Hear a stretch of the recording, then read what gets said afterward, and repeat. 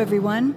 I'm Jensine Bard, and welcome to Testimony, where truth is told, lives are changed, and hope is given. Revelation 12:11 tells us that we overcome by the blood of the Lamb and the word of our testimony. A testimony of your story for His glory. He is the best-selling author of not one, not two, but three highly successful books: God and Donald Trump, Trump Aftershock, and God, Trump, and the 2020 election. A trilogy that chronicles the rise, opposition, and staying power of arguably one of this nation's greatest presidents, and the people and God who put him there. So why another book? And why now? Written in 19 days with a sense of urgency that has become as urgent and critical as the worldwide pandemic it addresses, and a presidency at stake because of it, is perhaps that reason. Here to explain this and more in his latest, God, Trump, and COVID-19, how the pandemic has affected the world, America, and the 2020 election, is its author, founder, and CEO of Charisma Magazine and Charisma Media, respectively veteran journalist and one of America's top 25 evangelicals in America today, not to mention host of the wildly popular Strang Report podcast, heard nationwide and around the world. Ladies and gentlemen, please welcome, always a joy, Stephen E. Strang. Stephen, welcome back to Testimony. Well, thank you. I always enjoy being with you, and I need to have you on my podcast sometime, or maybe you'll let me run a couple of these interviews on my podcast. That'd be great. I would love that. That would be a complete honor. Thank you so much. First of all, I was saddened to hear at the beginning of your book the loss of those close to you due to COVID-19, the coronavirus disease. Talk about that briefly if you can, and then share just why you decided to write your latest must-read, God, Trump, and COVID-19. Well, I dedicated the book to Reverend Greg Mundis, who is the executive director of world missions for the Assemblies of God in Springfield. You know, that's a pretty high position in that denomination, and he had entertained some friends or some missionaries, I guess you say, from France, and they had the virus. He didn't know it, and when they got back to France, you know, they got sick, and about the same time he got sick, and then his wife got sick, and he was very, very serious. He was on a respirator. He's going to be okay, but he was the first person who I knew personally to have the disease. I live in Florida. Of course, everything shut down here. Most of the things have shut down. Where I live in Seminole County, Florida, I don't know anyone in our locality who got sick. And I just felt Greg Mundis is a good friend. And then I dedicated in memory of Bishop Philip Brooks from Detroit, who has a great church up there. He was the assistant presiding bishop of the Church of God in Christ, which is number 2 position in his denomination. And I actually ministered at his church in the 90s. We've been friends for that long. And apparently what happened is at somebody's funeral, I don't even know who. Listen, I've gone to Church of God in Christ funerals before. I flew in one time for the presiding bishop who died, and there were like thousands of people there. And I think they had 2 or 3 services. There were so many people. And somehow, some way, somebody had the virus, and quite a number of the bishops actually caught it, and several died. And he was the first person, really the only person that I know personally who died of the virus. I just thought it was a way that I could pay tribute to his memory and, to tie it into me personally. I didn't write it so much because I was personally involved. I'm personally not afraid of the virus. I believe in 2020 hindsight that a lot of this has been exaggerated, but we can't ignore the impact on the nation, the world, and certainly on the 2020 election. And as I tell the reader, if the pandemic had happened when I was writing the book, I would have included a lot of this material in it. But I finished the book sometime before the midterm elections, It released January 14th. At that time, we were just barely hearing about some SARS-like virus coming out of China. Had no idea at all. I traveled as late as Leap Day at the end of February. People were talking about it, but not much had changed. And then just everything changed. And it kind of throws everything up in the air. I tell that in some ways I believe Donald Trump has done a very good job. Of course, his opposition blast him on this like they blast him with everything else. But, that could really help him. On the other hand, all bets are off. I mean, it's just something like this, especially with the economy. When I wrote Guy Trump at the 2020 election, I told why he must win. And the reason he must win is not so much because of Donald Trump as an individual, but just because what's happening in our country. And I believe that it's going in a terrible direction in lots of ways. Morally, it's more and more godless. It's becoming more and more socialistic. There's powers that I write about in the sequel that want to make us go globalist. There's a lot of dangers in the world, and I really believe, and I make the case that God raised up this sort of unlikely businessman, unlikely in the sense that he'd never held political office of any kind. And I have a chapter called For Such a Time as This. The new book is shorter. It's low 30,000, maybe 31, 32,000 words. It's about a 2-hour read. It's about 1/3 as long as the hardcover books. We were able to do it in less time. I got a team. I hired 2 editors to work with me to kind of edit the chapters as fast as I wrote them. We did finish in 19 days, and then it goes through the editing process. So from the time I initially got the idea, started working 2 days later, until the book was uploaded to the printer and to Amazon, was actually, I think, a month and a day. I think April's a little bit shorter month, but most of the time writing a book is a year-long project, and even if you hurry it, 6 months. But, this was, less than 5 weeks from idea to being out. It actually releases on Amazon on the 14th. People can get it on my own website, which is called stevestrangbooks.com. They can get either a free download, they can order the ebook, they can order the print book, they can get my other books there. It's just my way. I'm trying to get out the word. I didn't write this to just sell one more book. I mean, I'm a publisher. I've already published over 2,000 books. Ecclesiastes says, the making of books there is no end. I mean, if Ecclesiastes said that in Solomon's day, how much more is it true now? And, of course, I think all the books that I published are important, or we wouldn't have published them. But on the other hand, I have just a burning desire to do what I can to really wake up the church. I believe the church has a reprieve. There are those who are saying that this could spark a great awakening. And great awakenings in the past have been sparked by terrible things happening, or were around the period of terrible things. The second great awakening would have been not long before the Civil War,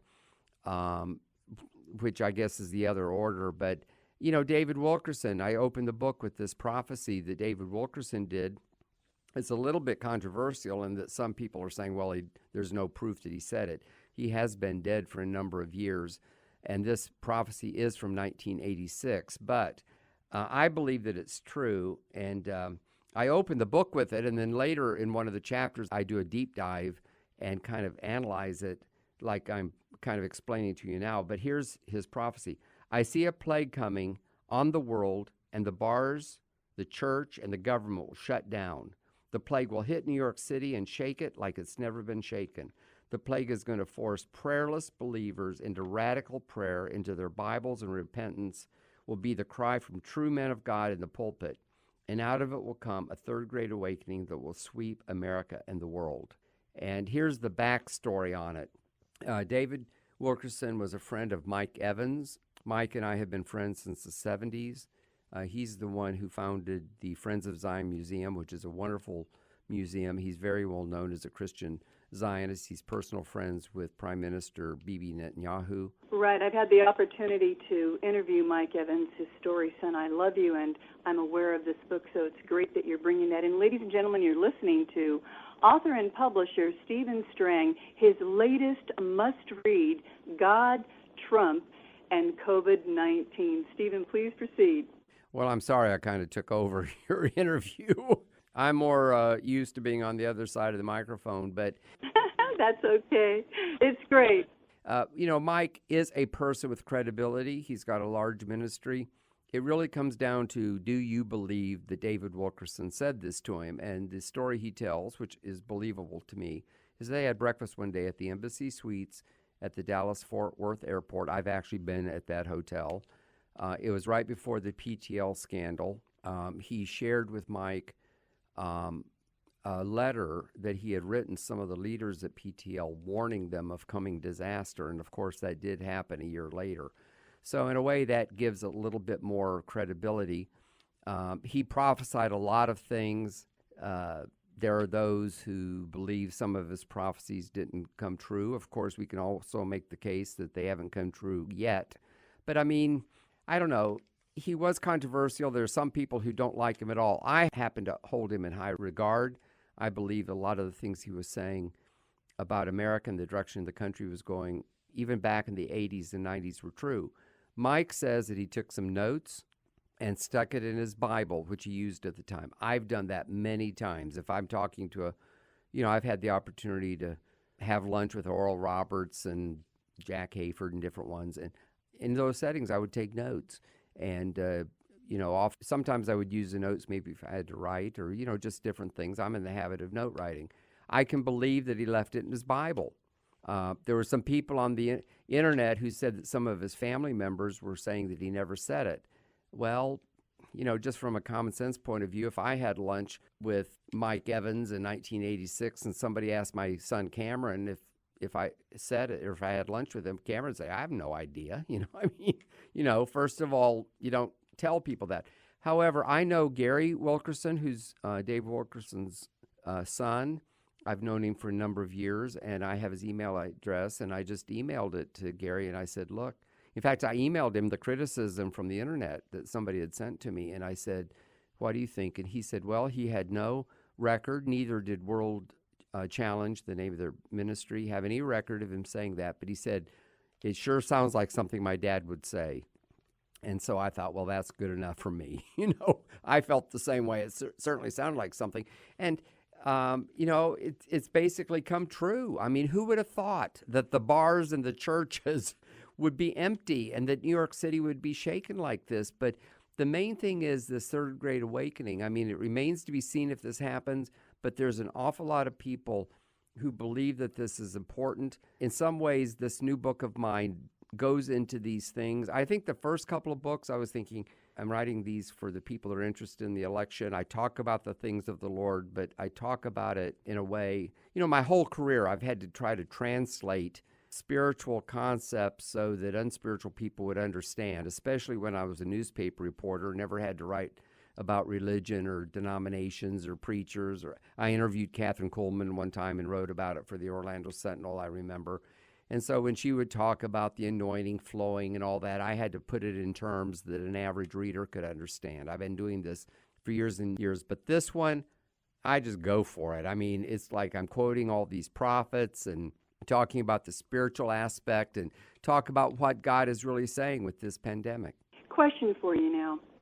There has been a lot in the news lately connecting COVID-19 with Bill Gates, World Health Organization, CDC, Fauci, from sources negating their motives and exposing their alliances to China to the detriment of America and the world at large. Your thoughts? Well, I've heard the same things, and I tend to believe they're true. I do deal with it some in the book. It was not the focus of the book. And of course, this is evolving almost by the day. It comes down to the fact that the World Health Organization really was almost in cahoots with China. They covered things up. I document this in the book. In fact, someone sent me an email on February 12th. Now, this was very early. Remember, the travel ban had just gone into effect, saying that it did not come from a wet market, but from a lab, and giving names and talking about companies from Canada and different things. I mean, it sounded like a conspiracy theory. I checked it out the best I could, decided not to run the conspiracy aspect of it, but he was talking also about what the Christians were doing in China. I have a very good friend named Dennis Balcom, he's an American who's been a missionary to Hong Kong for 50 years.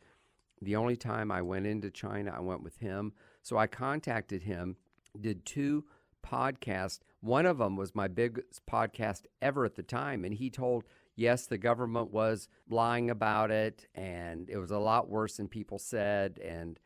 But he also mainly gave us about what was happening in the church and said that people were testifying of being healed. Whenever I say that, of course, I say there's no way we can really check that out.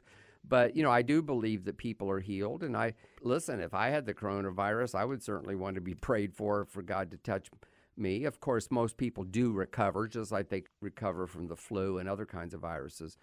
But I'm very suspicious of the World Health Organization. I'm very concerned what I hear about Bill Gates. He is definitely in with all the globalists, and he's talking about wanting everyone to take a vaccine and even chips to prove that you have the vaccine, et cetera, et cetera, et cetera. Who knows where this will go. In times of crisis like this, all kinds of weird things happen that nobody ever thought before. In fact, one person called it a black swan. Somebody wrote a book on that. Something happens that nobody ever thought would happen, and then after the fact, everybody analyzes it and tries to rationalize out, well, of course it could happen. And if I add to this book, and because it's an ebook and because it's a quickie book, I may update it with a chapter or 2 in a month or so. We've never done anything like this. Our publishing house has never done a quickie book like this, although in the same time frame I was writing my book, we're publishing a book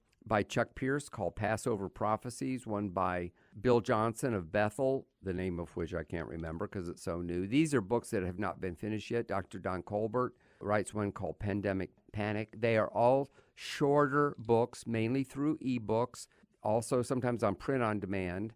We also have a new book by Dr. Tim Clinton on just the whole idea of stress and all during a time like this. That contract was only signed 2 days ago, so that book's not out. But, these are all an attempt on our part to reach the market. The whole supply chain has all been messed up, as you can imagine. I mean, most of the Christian bookstores were closed until this week. They're opening up in a few states, but not most. Most Barnes & Nobles are closed. There are some stores that stayed open. 2 of them were Walmart and Sam's. And I had a huge number of my book, God, Trump at the 2020 election, in both those stores. We'd already done promotion, and they have continued to sell. I mean, it's just amazing.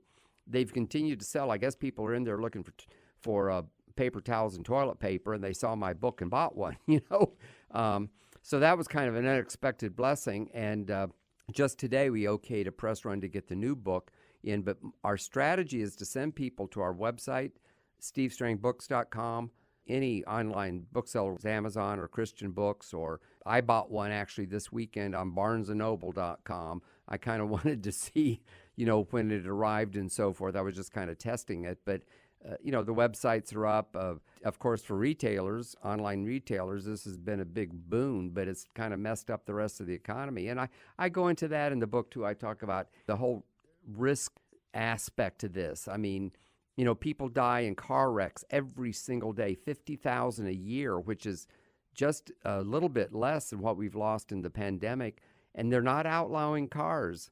If nobody could drive, nobody would die in a car wreck. Early on, it looked like it almost might be like the bubonic plague, which wiped out 1/3 of Europe. Even the worst statistic that America might lose 2 million people, now it looks like it's going to be less than 100,000. That's awful. One life lost is too much, but people die in swimming pools every day. They choke on peanuts. Life is just full of risks, and we navigate those risks and we live our lives, and we've got to get things back to normal. Someone said that this is the only pandemic in history where the healthy have been quarantined. It's always the sick who are quarantined. And, you have to wonder what forces are kind of at play. I try to deal with all this in a spiritual realm.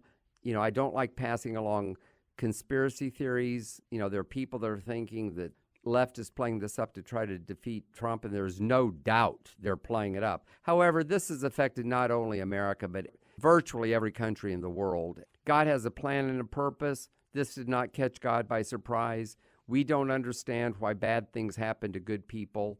But we have to believe that God has a plan and purpose and that he's going to pull us out. And we have to understand what this is saying to the church. The church has an opportunity to serve.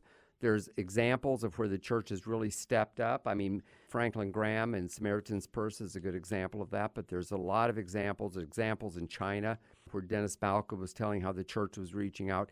My observation is that in America, at least in my part of the country, it seems like the church is just very passively closed down.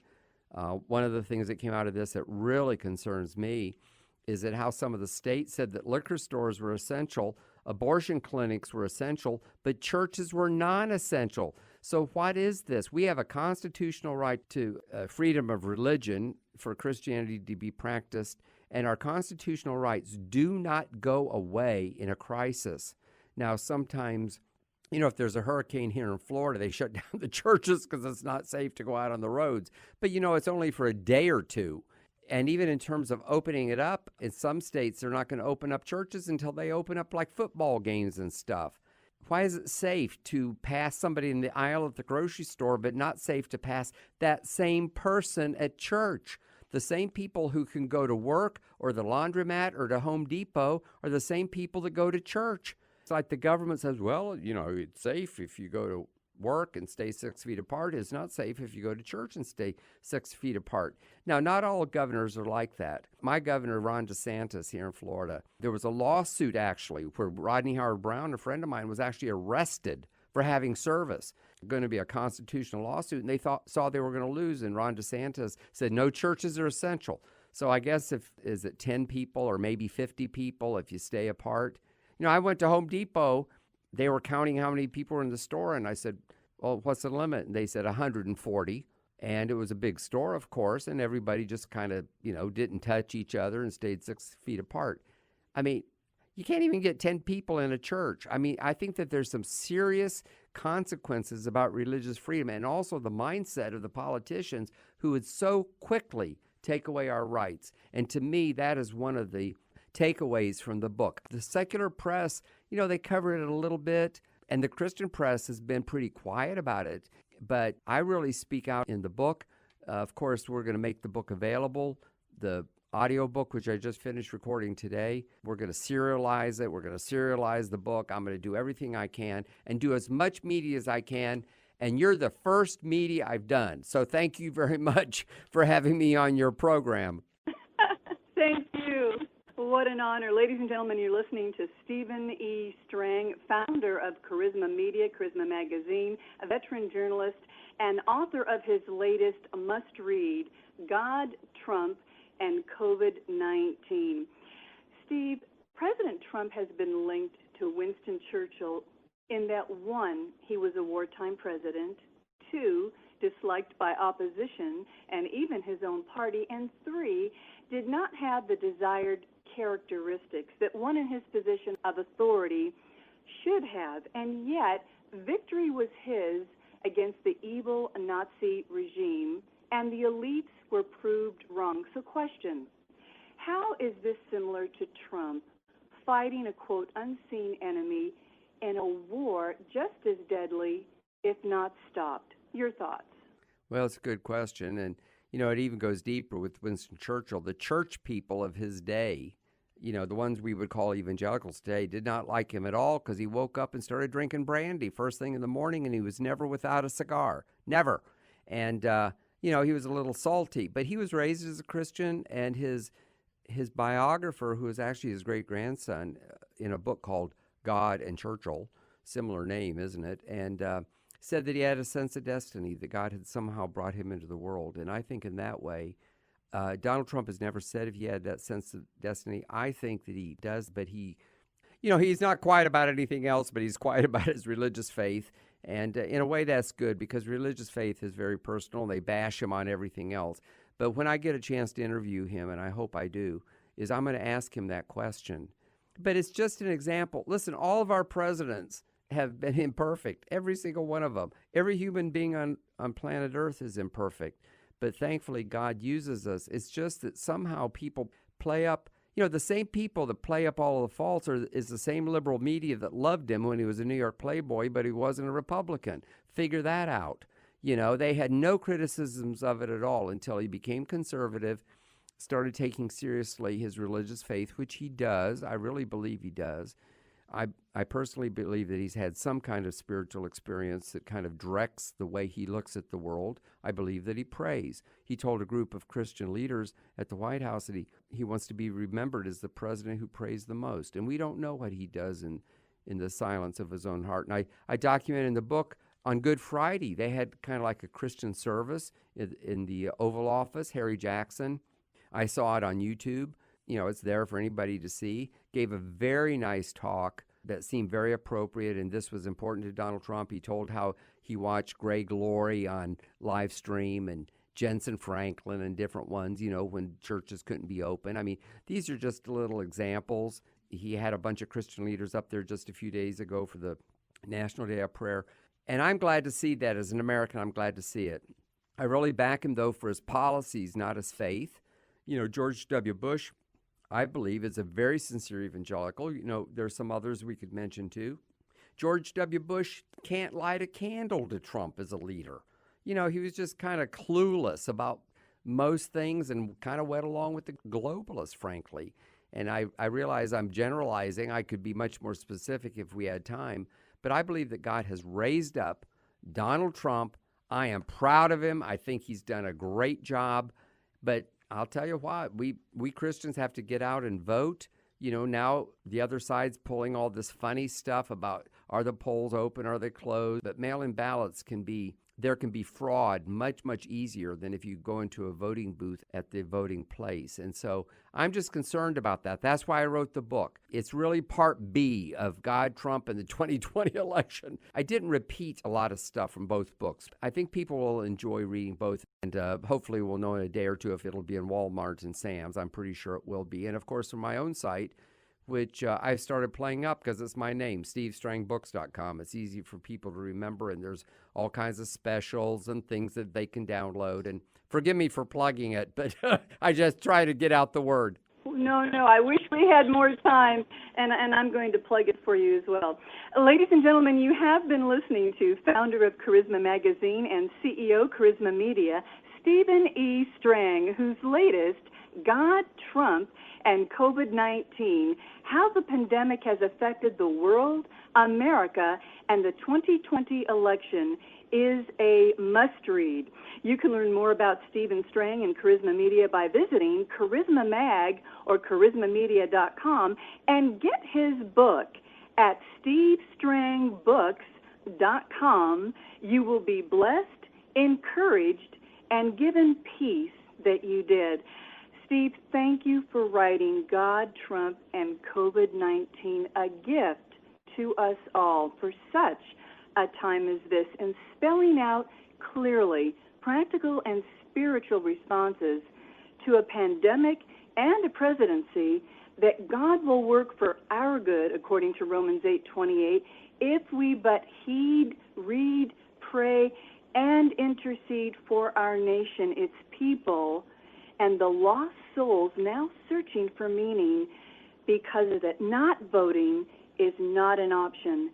And voting for President Donald J. Trump, as your book so beautifully supports, is the only option that makes sense. We thank you, and God bless you. Thank you for the privilege.